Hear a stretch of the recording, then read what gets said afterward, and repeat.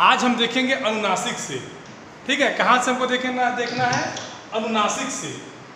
पहले अनुनासिक का आपको चिन्ह जान लीजिए, चंद्र बिंदु। अनुनासिक का जो बेटा साइन होता है वो होता है चंद्र बिंदु। ठीक, ये अनुनासिक का चिन्ह होता है, इतना सबको पता होना चाहिए। इसके बाद अब देखिए अनुनासिक का नियम क्या कहता है। कहता है कि अनुनासिक स्वर के लिए चंद्र बिंदु वजह से क्या लगाएंगे? जैसे हम लोग आंख लिखते हैं, आपको याद होगा आंख, आंख। ठीक, आंख में देखो चंद्र बिंदु लगी हुई है, तो अनुनासिक के लिए चंद्र बिंदु का प्रयोग होता है। ये पहला नियम यही हो गया इसका। दूसरा नियम कहते हैं कि ईकारांत और उकारांत शब्दों के बहुवचन बनाते समय ई और उ क्रमशः ई और उ बन जाते हैं। मतलब ईकारांत माने जिसका अंत ई से हो और जिसका अंत उ से हो। देखो ये दीर्घ ई है, ये दोनों दीर्घ है। कह रहे हैं कि जब दीर्घ ई और दीर्घ उ से आप जब बहुवचन बनाएंगे, आप जब बहुवचन बनाएंगे तो ये दीर्घ ई परिवर्तित होके ह्रस्व ई में हो जाएगा, और ये जो परिवर्तित होगा, और जो ये परिवर्तित होगा बेटा,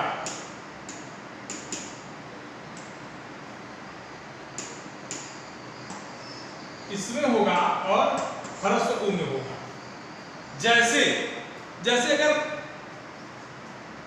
बनाना है नदी, ठीक, तो हमारी क्या बन जाएगी? नदियां। नदियां कैसे लिखा जाएगा? देखो ध्यान से, किसी परिभाषा को देखो। देखो ये नदी में हर दीर्घ ई है, इस नदी में दीर्घ ई है, और इस नदियां में देखो ह्रस्व ई है। बहु और बहुए, देखिए ध्यान से, समझ में आ रही चीजें? Yes, sir. ठीक,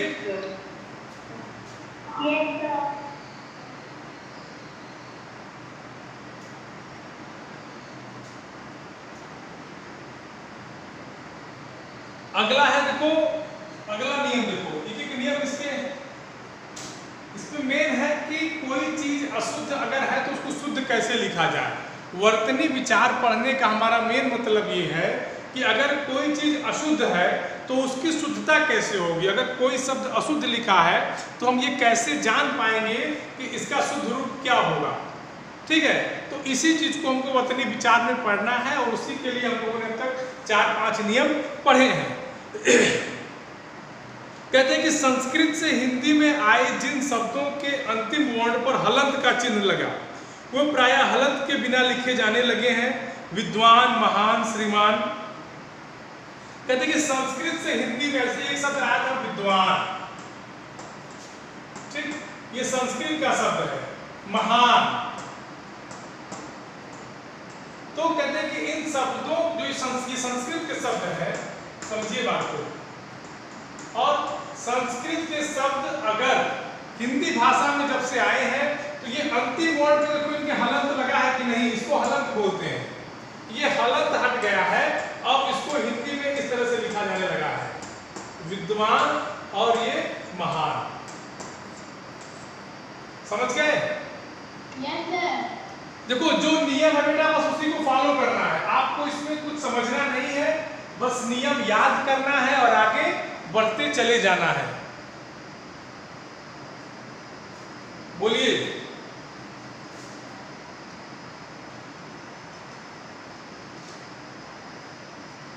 अगला देखिए, कहते हैं कि ने, को, का में से आदि परसर्गों को सर्वनाम शब्दों के साथ मिलाकर लिखा जाता है। जैसे मैंने, उसको, इसका देखो ये जो ने है, ने, को, से, इन सबको सर्वनाम परसर्गों के साथ, सर्वनाम परसर्गों के साथ, जैसे आप केवल अगर ने लिखे शुरुआत करें तो नहीं होगा, ने से कोई शुरुआत होगी ही नहीं। कैसे होगी? मैंने। बोलो अब बताइए यहाँ कौन सही, ये सही है कि ये सही है? सेकेंड वाला सही है। मतलब इतना आप लोगों को समझ में आ रहा है कि सेकेंड वाला सही है, फर्स्ट वाला गलत है। यहाँ तक किसी को कोई दिक्कत? चलिए वेरी गुड। इसका मतलब आप लोग तेजी के साथ काम कर रहे हैं। अगला देखिए, कहते हैं कि क्रिया अव्यय शब्दों में श्रुति मूलक य व के स्थान पर स्वर का मानक प्रयोग होता है। ठीक, जैसे आप लिखते हैं आए, आए, इसका क्या होगा? आए। ये देखो ये सही, क्या होगा? आए। गए, गए का क्या होगा? गए। समझे? ये सही होगा। ये आपका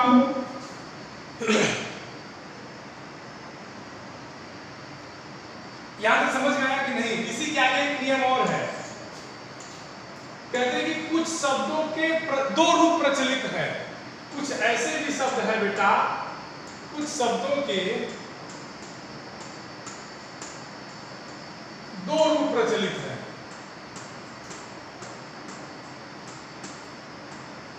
कितने रूप प्रचलित हैं? दो। जैसे बर्फ, बर्फ को ऐसे भी लिखते हैं और ऐसे भी लिखते हैं। गर्दन, गर्दन को ऐसे भी लिखते हैं, गर्दन को ऐसे भी लिखते हैं। इन दोनों चीजों को ध्यान से देखो, यही वर्तनी कहते हैं, यहां कंफ्यूजन नहीं होना। ठीक?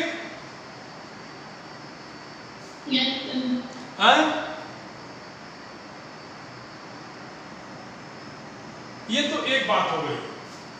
अगला है वाक्य के स्तर पर हमको क्या ध्यान देना है। अगला हमको क्या करना है कि वाक्य के स्तर पर हमें क्या ध्यान देना है। ठीक है?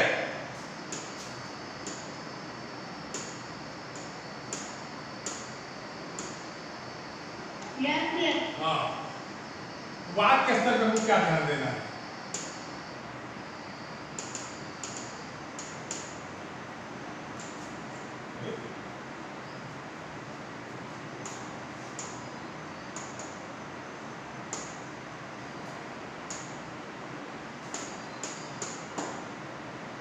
वाक्य स्तर ऐसे काम नहीं कर रहा है भाई।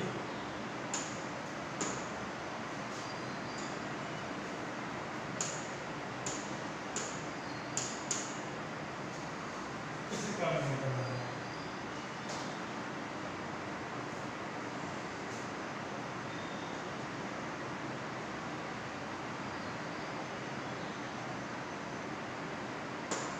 चलो अगला हमारा है वाक्य स्तर। अब वाक्य स्तर क्या कहता है? मान लो अगर हम कोई वाक्य लिखें, ठीक, और इसमें अगर हम विराम चिन्हों को न दें, विराम चिन्हों को न दें, तो क्या आपको लगता है कि ये वाक्य हमारा सही होगा? No sir. No sir. No sir. जैसे मान लो हम लिख दें कि एंजल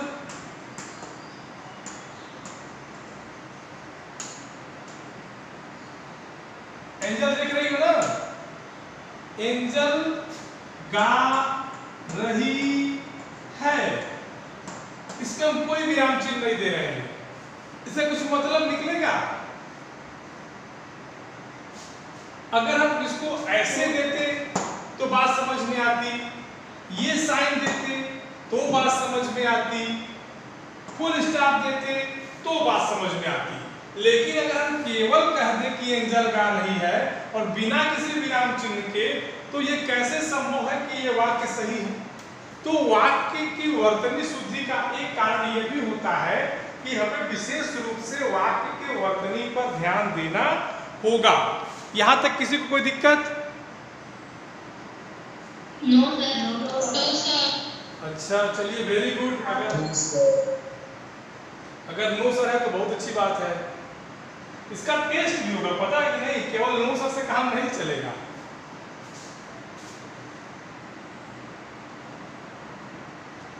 बोलिए, इसका टेस्ट भी होना है बेटा, इसीलिए बहुत प्यार से यह सर नो सर करना। अब तुम लोग टेस्ट दे भी नहीं रहे हो मन से, कोई बात है क्या?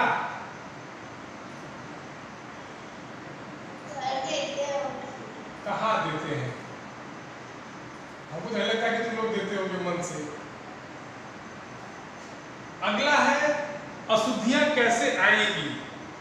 देखो अ और आ की अशुद्धियां, पहला हमारा अ और आ की अशुद्धियां, अ और आ की अशुद्धियां।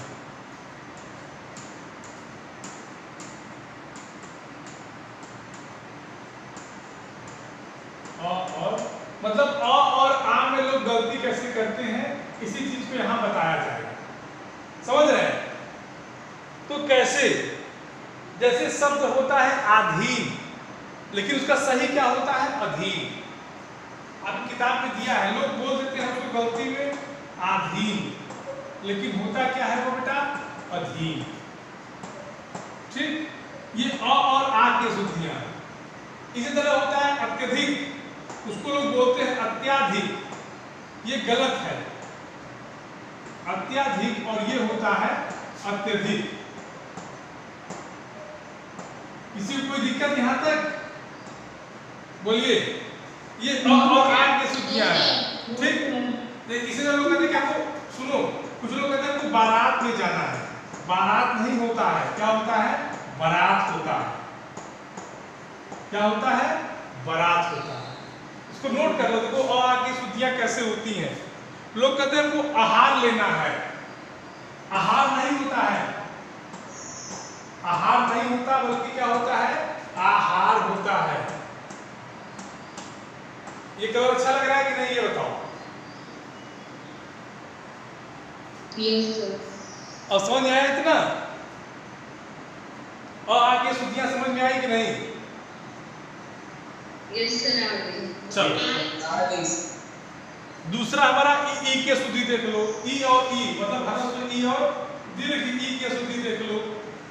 उसमें क्या दिक्कत है, या उसमें क्या परेशानी होती है, या लोग उसमें कहाँ फंसते हैं, तो उसको देख लो।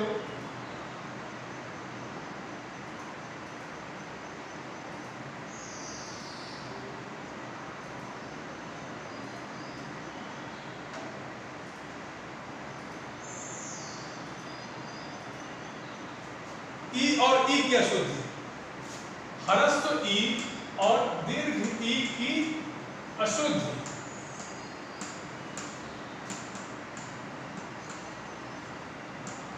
अशुद्धि, ठीक, समझिए। ह्रस्व ई और दीर्घ ई क्या कहता है? हम लोग लिखते हैं अग्नि, कुछ लोग कहते हैं अग्नि। अग्नि नहीं होता, इसका शुद्ध रूप क्या होगा? अग्नि। क्या होगा? अग्नि, ये शुद्ध रूप इसका। ठीक, अतिथि, कुछ लोग ऐसे लिख देते हैं, जिसको जो मन आता है अपने मन से लिखता चला जाता है, लेकिन अतिथि ये शुद्ध नहीं है। इसका शुद्ध रूप क्या होगा? अतिथि। अतिथि, ये होता है अतिथि। समझ गए? गति, लोग कहते हैं गति, नहीं, गति होता। इसी तरह से आपकी किताब में बेटा अन्य अशुद्धियां दी हुई हैं। अगर आप उसको लोग पढ़ लेंगे तो चैप्टर हमारा समाप्त हो जाएगा। इसी से हम टेस्ट ले लेंगे। क्या कह रहे हैं? सर आपके दोनों गति सेम लिखा है। अरे सॉरी। Yes sir. हाँ, देखो तुम लोग कितने जानकार हो। इसको सही कर लेना, ठीक है? इसको हम हटा देना, इसको हम हटा दे रहे हैं, ठीक है?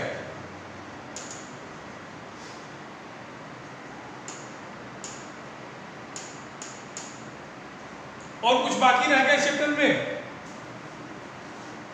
जितनी अशुद्धियां दी हुई हैं आपके बुक में कि अशुद्धियां किस तरह से, उसको आप लोग अपनी कॉपी पर लिख लीजिए। चाहे यौरा की अशुद्धियां हो, चाहे यम की अशुद्धि हो, चाहे ऊ की अशुद्धि हो, चाहे ए आई की अशुद्धि हो, इन सबको आप लोग क्या करेंगे? अपनी अपनी कॉपियों पर लिखेंगे। ओके? Yes sir. इसका एक टेस्ट ले लेंगे आज टेस्ट दोगे तुम लोग?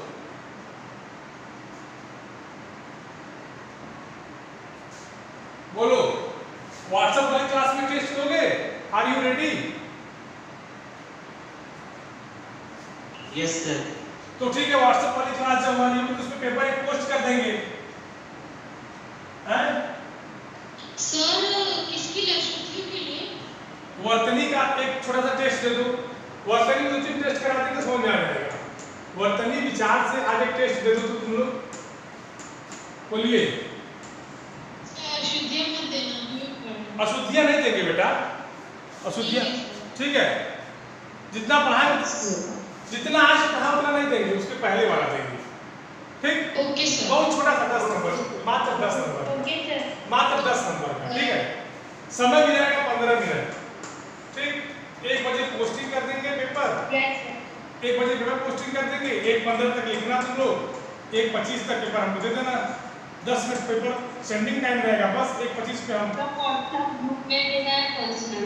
नहीं बेटा, हमको पर्सनल देना है, लेकिन ये ध्यान रखना कि हम 1:25 के बाद किसी का पीडीएफ नहीं लेंगे, उस पर टाइमिंग देखेंगे, अगर 1:25 के बाद रहा होगा तो हम नहीं लेंगे, समझ गए ना आप लोग? हाँ, ये हाँ 1:25 पर ओके। और दूसरी बात, आप लोग अपने पीडीएफ पर अपना नाम नहीं लिखते हैं, हम कैसे माने कि किसका पीडीएफ है ये? नाम नहीं लिखेंगे, नो चेक। अगर आप अपने पीडीएफ के नाम तो नो चेक, चेक नहीं होगी कॉपी, ठीक?